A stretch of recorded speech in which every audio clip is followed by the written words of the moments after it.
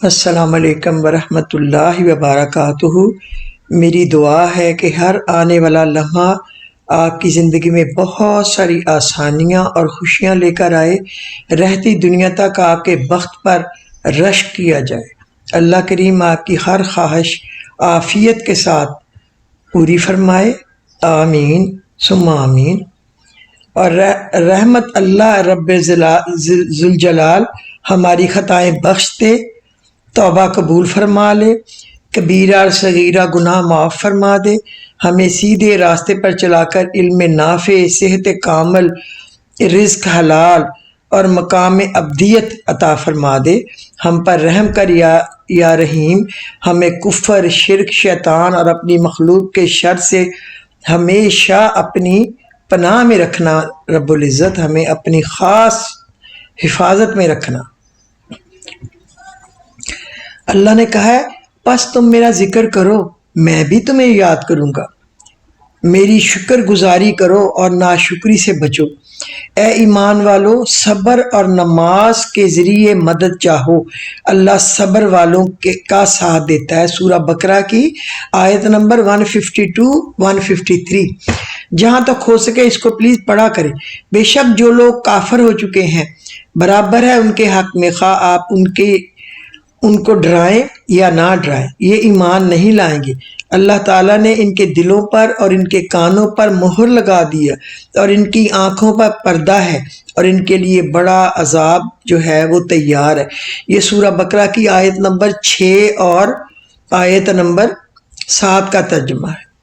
بات یہ ہے کہ ہمیں کوئی اللہ کا ڈر ہو، اللہ کا خوف ہو، ہم اللہ سے مانگے، اللہ سے امیدیں باندھ کے رکھے، اللہ ہی ہماری امیدوں کو پوری کر سکتے ہیں۔ آپ یقین کریں اللہ کی مرضی کے بغیر تو آپ کا اپنا بچہ، بھائی، بہن بھائی، والد، ماں، وہ بھی آپ کا کام نہیں کر سکتے جب تک میرا اللہ ان کے دل میں نہ ڈال دے۔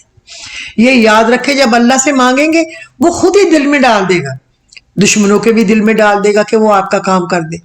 خدا کی قسم کام ہو جائے گا۔ آپ میری بات پہ پتہ نہیں کیوں یقین کرتے ہیں کہ نہیں کرتے ہیں، اللہ کرے کہ آپ کرتے ہوں۔ میں آپ کو سچا وعدہ کر کے بتاتی ہوں۔ آج میں آپ کو سورہ حشر کے فائدے بتاؤں گی اور اس میں کون کون سے اسم اعظم والی آیات ہیں، کس کس سے آپ کی دعائیں جلدی ہوں گی، آپ کی حاجت روائی ہوگی، میں آپ کو انشاءاللہ تعالی بتاؤں گی۔ پہلے میں آپ کو سورہ الشمس کی بتاؤں کہ کتنی قسمیں اللہ نے کھائی اور بات ایک ہی کہی ہے۔ قسم ہے سورج کی، اور قسم اس کی دھوپ کی، اور قسم ہے چاند کی جب وہ اس کے پیچھے آئے، اور قسم ہے دن کی جب وہ اس کو روشن کر دے، اور قسم ہے رات کی جب وہ اس کو ڈھانپ لے، اور قسم ہے آسمان کی، اور قسم ہے اس کی جس نے اس کو بنایا، اور قسم ہے زمین کی، اور قسم ہے اس کی جس نے اس کو بچھایا، اور قسم ہے نفس کی، اور قسم ہے اس کی جس نے اس کو درست کیا، پھر اس کو بدی اور نیکی سمجھائی۔ بے شک وہ کامیاب ہوا جس نے اپنے نفس کو پاک کر لیا، اور بے شک وہ غارت ہوا جس نے اس کو آلودہ کر لیا۔ 11 مختلف قسمیں ہیں، اور جواب کیا ہے؟ جو اپنے نفس کا تزکیہ کرے وہی کامیاب ہے اور وہی سرخرو ہوا۔ ذرا غور کریں کہ کیا 11 قسموں میں جواب ایک ہی ہے۔ تو بعض دفعہ آپ دیکھیں کہ کوئی ہم میں سے بہت سے لوگ ہیں، ہم بھی شاید اس میں کبھی آتے ہوں گے، ہم بڑے اکڑ کے کہتے ہیں جی ہم ایسے نہیں ہیں کہ ہم کسی کی بات کو بھول جائیں، ہم ایسے نہیں ہیں ہم کسی کو معاف کر دیں، درگزر کر دیں، یعنی ہم وہی مرغے کی ایک ٹانگ ہے، ہم نے کہہ دیا تو بس مرغے کی ایک ہی ٹانگ ہے۔ جو اس طرح اکڑتا ہے نا وہی ٹوٹتا ہے، جو اکڑتا ہے اس کے لیے معافی کے دروازے بند ہو جاتے ہیں۔ جھکنا سیکھیں، جھکنا سیکھیں، اپنے بچوں کو بھی سکھائیں کہ معاف کرو۔ معاف وہی کرتا ہے جس کا دل بڑا ہوتا ہے۔ ہر ایک کو تو معاف کرنے کی توفیق بھی نہیں ہوتی، ہر کوئی معاف کیسے کر سکتا ہے؟ معاف بھی وہی کرتا ہے جو بڑا ہوتا ہے، وہی معاف کرتا ہے، وہی جھکتا ہے، وہی بڑھتا ہے، وہی کامیاب ہوتا ہے، اسی سے اللہ اور اس کا रसूल राजी होते हैं और उसी पे अल्लाह ताला करम फरमाते हैं। देखिए करम याफ्ता लोग कौन होते हैं। वासफ अली वासफ ने लिखा है जिस पे करम है उससे कभी पंगा ना लेना, वो तो करम पे चल रहा है। तुम चलती मशीन में हाथ धोगे उड़ जाओगे, करम का फॉर्मूला तो कोई नहीं। अब करम की वजह ढूंढो। जहां तक मेरा मुशाहदा है, जब भी कोई ऐसा शख्स देखा जिस पर रब का करम था, इसे आजिज पाया, पूरी अकल के बावजूद बस सीधा सादा सा बंदा, बहुत तेजी नहीं दिखाएगा, उलझाएगा नहीं, रास्ता दे देगा, बहुत ज्यादा गुस्सा नहीं करेगा, सिंपल बात करेगा। मैंने हर करम हुए शख्स को मुखलिस देखा, इखलास, गलती को मान जाता है, माजरत कर लेता है, सरेंडर कर देता है। जिस पर करम हुआ है ना, मैंने इसे दूसरों के लिए फायदा मंद देखा। ये हो ही नहीं सकता कि आपकी जात से नफा हो रहा हो और अल्लाह आपके लिए कुशादगी को रोक दे और वो और करम करेगा। मैंने हर साहबे करम को एहसान करते देखा है, हक से ज्यादा देते देखा है। इसका दर्जन 13 का होता है, 12 का नहीं, बल्कि अल्लाह के करम के पहिए को चलाने के लिए आप भी दर्जन 13 का करो। अपनी जिंदगी में अपनी कमिटमेंट से थोड़ा ज्यादा एहसान कर दिया करो, नहीं तो क्या होगा, हिसाब पे चलोगे तो हिसाब ही चलेगा। दिल के कंजूस के लिए कायनात भी कंजूस है, दिल के सखी के लिए कायनात खजाना है। जब जिंदगी के मामलात अड़ जाएं, समझ जाओ तुमने दूसरों के मामलात अड़ाए हुए हैं। आसानियां दो, आसानियां मिलेंगी।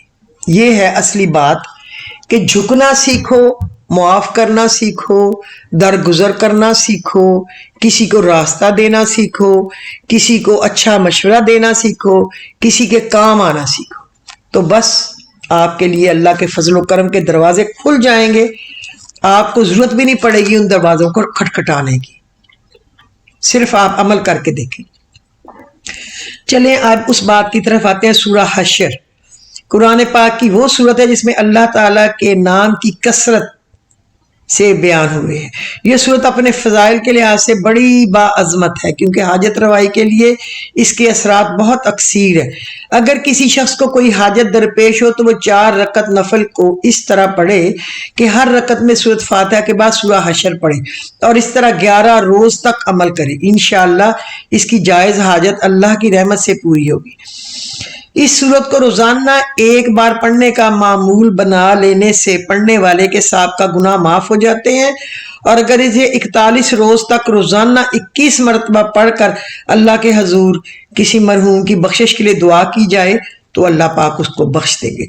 जो शख्स इसे रोजाना किसी खास मकसद की खातर 11 रोज तक पढ़ेगा इसका मकसद हल होगा, और अगर कोई मुश्किल काम हो तो इसमें अल्लाह पाक आसानी पैदा कर देंगे और इसकी रोजी में फरागी होगी। इस सूरत को 41 रोज तक रोजाना 41 मरतबा तलावत इंसान को मुस्तजाबुद दावात बना देती है, यानी इसकी हर दुआ कबूल होने लगती है और इसके दिल की तमाम मुरादें जो हैं वो पूरी होने लगती हैं। सूरह हश्र की जो आखिरी 3 आयात है ना, इनमें इसमें आज़म है जिसमें मर्ज की शिफा, जरूरत के पूरा होने के इसरात बहुत तेज है। इसलिए जिस मर्ज के लिए भी पढ़ी जाएगी खुदा के फजल से शिफा याबी होगी, मगर इन आयतों की ज़कात देना लाजम है, वरना अमल नातमाम रह जाएगा। ज़कात की तरकीब इस तरह है कि आप रोज़े के दौरान 11 रोज़े रखें, रोज़े के दौरान हर रोज़ इन मुबारक आयतों की तिलावत करें, 12वें दिन इत्काफ से निकल कर गुस्ल करें और 21 आदमियों को खाना खिला दें हस्बे तौफीक। अब जिस हाजत के लिए भी आप 3000 मरतबा पढ़ी जाएगी, ये इंशाअल्लाह मुराद पूरी हो जाएगी। ये एक मुजर्रब अमल है, आप इसको पढ़ें तो आपकी हर दुआ जो है वो कबूल होगी। देखिए मैं आपको बताती हूँ कि इसमें ये है ना, जो यहाँ से है ना, हुवल्लाहुल्लज़ी ला इलाहा इल्ला हु अल मालिकुल कुद्दूसुस सलामुल मुमिनुल मुहैमिनुल अज़ीज़ुल जब्बारुल मुतकब्बिर सुब्हानल्लाहि अम्मा युश्रिकून, हुवल्लाहुल खालिकुल बारिउल मुसव्विरुल लहुल अस्माउल हुस्ना युसब्बिहु लहु मा फिस समावाति वल अर्द व हुवल अज़ीज़ुल हकीम। ये आखिरी 3 आयत है, आखिरी इसमें आज़म है।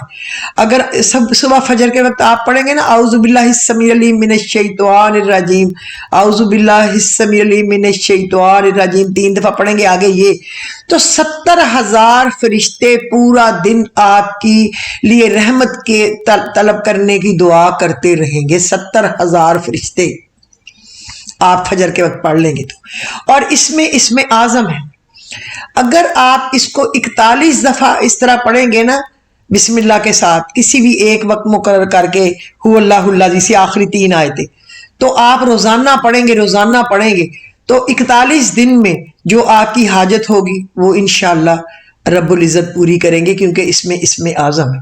और दूसरा आप यहाँ से शुरू कर सकते हैं, ये 19 नंबर आयत से, वला तकूनु कल्लज़ीना नसुल्लाह फ़अनसाहुम अनफुसहुम उलाइका हुमुल फ़ासिकून, यानी कि 19 नंबर से शुरू करें और आखिर तक। और उन जैसे ना हो जो अल्लाह को भूल गए, तो अल्लाह ने भी इन्हें भुला दिया अपनी जानों से, वही फासक है दोज़ख वाले। और जन्नत वाले बराबर नहीं, जन्नत वाले ही मुराद को पहुंचेंगे।